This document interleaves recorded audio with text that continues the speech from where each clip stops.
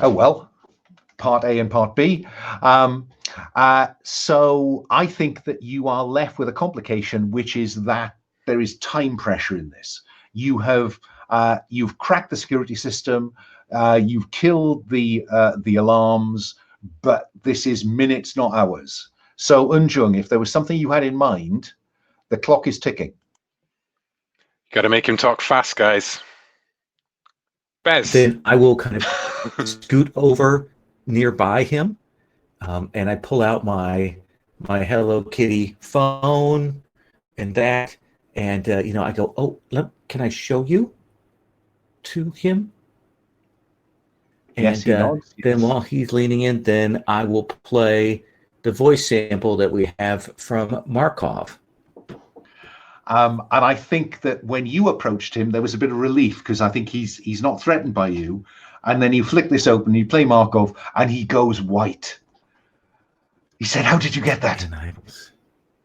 36 hours ago, this woman called you. We need to know why she called you and what you discussed. And if we get satisfactory answers, then we're out of your hair. I don't remember. I don't remember. She's dead now. Oh, I think. And we didn't kill her. I think this talk just switched from soft to hard, actually. Or are you trying to convince? Okay. What do you I think? am trying to get. I say she's dead now. We didn't kill her, and we're trying to find out to keep anyone else from dying. I think that is soft. Yeah, I think you're appealing to his self-preservation rather than threatening him. Go ahead. Absolutely. Leaning forward, my knees are in his eye line, that kind of thing. I'll cancel the negative for that. Okay. I'm going to reroll selected. 2 positives, no negatives. He is putty in Unjung's hands. And what do you want to do with him? I want him to tell us exactly what they spoke about. I think that he looks at Beruz, he looks at Unjung, and he judges that Unjung is by far the safer best bet here. And so he puts his hands up and says, I'll show you. I'll show you. And he goes behind the desk in the corner, and he leans down and opens a drawer. Tell me if anybody does something. Yeah, Beruz says slowly now. Oh, and he, that's and he reaches in and he pulls out a package. It's all right. He's not going to do anything. He's on our side. He pulls out a package. It looks like one of those padded envelopes, about letter sized, maybe a bit bigger than letter sized. Now, that's when the shots shatter the window of the shop. So I'll use a complication on each of you. Oh yeah, because you're all in the frame for this. And it appears, Beruz, I think you're the military here, that the noise of that compressor running the drill that's replacing the cobblestones is still running in the background. But as the glass explodes into the shop, the 3 men who were working on it are firing handguns into the shop at you. What do you do, Beruz? So Beruz moves towards the entrance, hides behind the door frame, and returns fire while shouting, get Pierre into safety. I hold them off.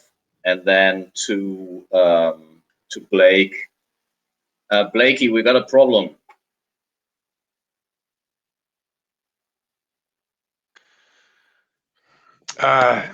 Yeah, I can see on the cameras, mate. It's all kicking off, isn't it? Okay, let's go straight to shoot, Beruz, while Blake thinks about what he might be able to do, and then I'll come to the others in terms of escape to safety. Go, Beruz, shoot something.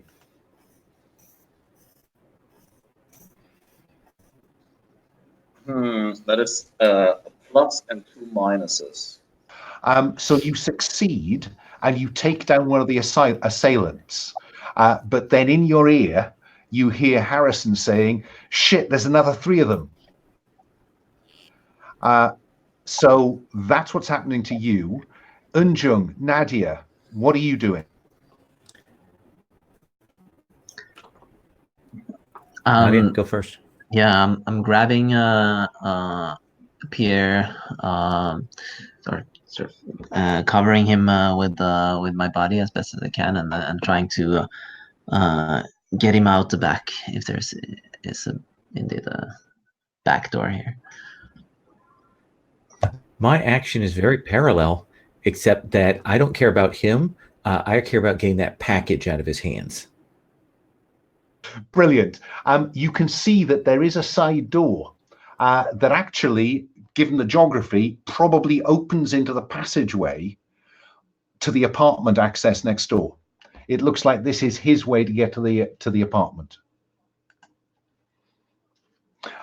So let's see you. Unjung, it's simpler for you, which is grab the package and head for that door, I think. So that is move.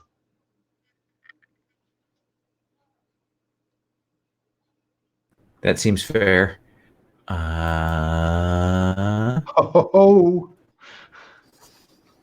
2 with a minus, but still 2, and I have a 2 in move. So you succeed. I'll just stock up a complication for shortly, perhaps. Nadia, Okay. you're going to try and get him to that door. So the door is a simple unlock from this side of the shop, Unjung. So you can get over there, flip it open, get through into the corridor of the apartments and the stairs up. Nadia, can you get Pierre there? I think that's move again, I'm afraid. All right.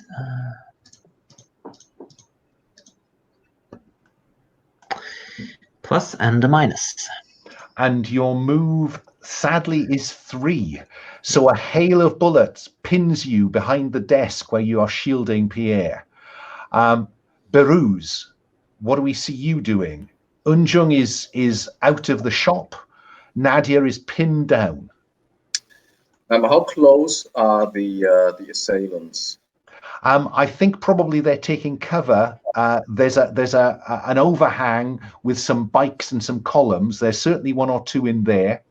There's another one in a doorway opposite, getting some cover. And the other 3 that Blake has spotted are coming down towards the courtyard, so they'll be taking cover behind an arch into this courtyard. Is that enough information? Yeah, that's awesome. I think we see a combination of gun cutter and bullet dodging. So Bruce is trying to take out the first attackers by running through the courtyard, dodging the bullets, and applying some martial arts to them. Fine. So I think that let's go with move to start with, to just see these this athletic semi parkour working his way around the courtyard. Go for it. Plus and a minus.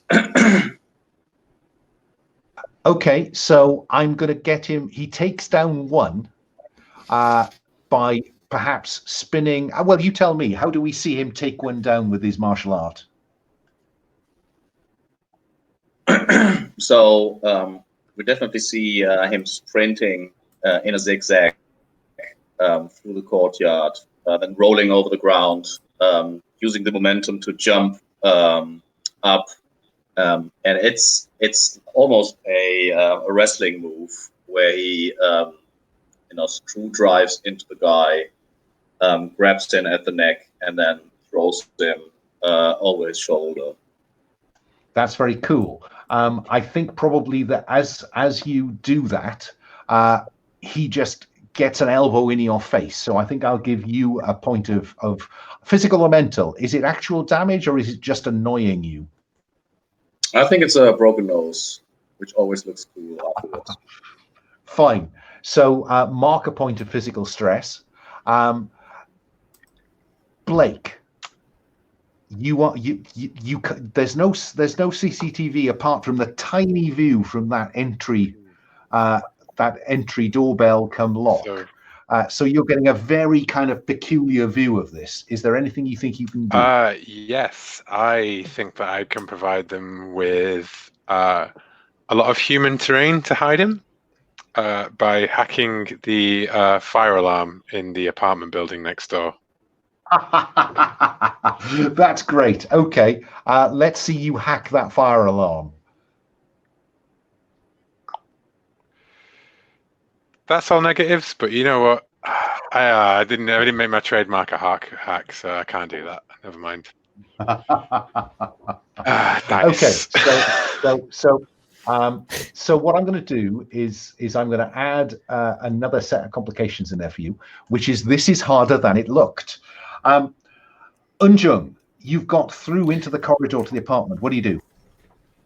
So on screen, we see me reach down under the skirt, roll down the leggings, so they're like bicycle pants, roll down below the knees. I've thrown off the museum jacket, and it looks like a courier kind of outfit. I swing the holder around, so it's like a little string backpack. How big is the object in this envelope? It's not very big at all. It's the size of this, but it's just a padded envelope. There's not much in it at all. Then I am jamming that in the carry bag, and I am not running, but I am moving point to point up to try and get to the roof or any kind of access like that, because I know we're a couple blocks away from where the car is, and somebody needs to get this out of here ASAP. I do ping them on my location, like I'm heading upstairs, trying to hit third floor, roof access, heading towards rendezvous point. We'll keep in contact. Fine.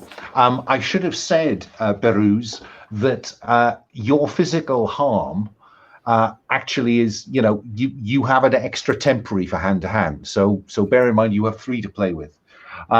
And Nadia, you and Pierre are still held down. Some of them are being distracted by Beruz, but there is still incoming fire. What do you do? I cannot get a good shot at them from where I'm hiding behind some desk or something. And then, but I do remember seeing some flower pots on the balcony above, where they're standing. So I'm going to take a shot at those flower pots to see if I can make them drop on their heads and at least distract them enough to make a run for it. Fine. Shoot at them.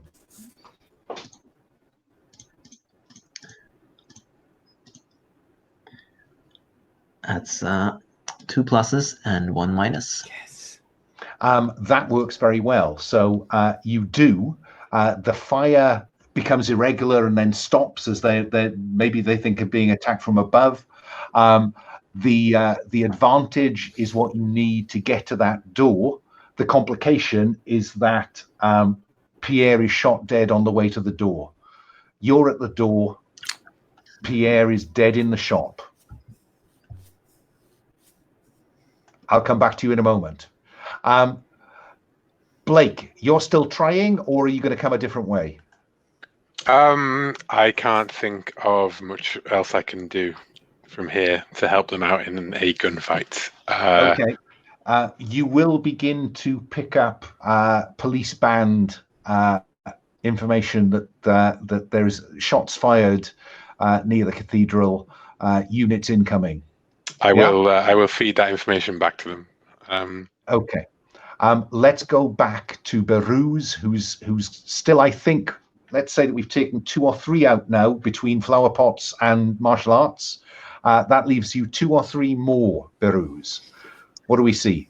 And these are the ones that came from the main entrance.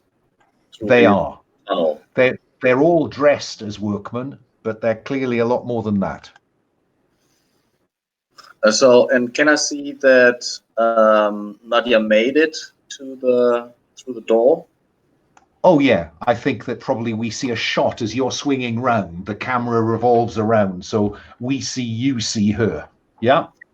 Yeah. So when as I remember the court, there are ample opportunities to just climb up. So what he would do is parkour, because he got the information from Eun Jung that I think the meeting point was on the roof or somewhere. Yeah. So, if in doubt, go up. Using the roof to get to the getaway car. yeah. So he would parkour his way up. Okay, let's see this this Iranian parkour move then. As we see you swing up to a balcony and begin to make your way up the vines and plants that are growing up the side of this old building. Go for it. Oh wow, this is 3 pluses. So what do you want to do with the 2 advantages you have? So one advantage would be that once in a while he would take a pot shot between jumps and climbs. And the other is that while he was in close contact with one of the attackers, he maybe got, while he was punching them or kicking them, he got maybe what's it called, the dog dog tag or some other identification. Yeah, some kind of identification. Fine, that works perfectly. So we see him leaping up this building from plant to ledge to roof. Nadia, you're in the hall of the apartment block with the stairs above, and we might even see you look up and see Nadia seeing Eunjung circling around the spiral staircase up. What do you do? I take a last look back at Pierre, just memorizing the whole scene for later, and then I sprint up the stairs. And I think unless anyone wants to do anything else with that, you have neutralized the goon's scent, and you are on the rooftops. And then I think probably, what do we see you as you approach the getaway car? Because you will have regrouped on the roof. What do we see as you make your way to the getaway car? Eunjung, I think you're probably at the sharp end. We wait for that fire alarm to get triggered, because that's going to send people out into the street, and then it happens. We drop down, like whatever rail or drain pipe or whatever we can. Like, oh my God, the building's on fire. We have to get out. And I think we probably see you sidling into the getaway car, which sedately pulls away to rendezvous with Blake. Is that fair? Seems good to me. Given that we have 10 minutes to go, what I will tell you is that in the back of the car, do you look in the envelope? Oh yeah.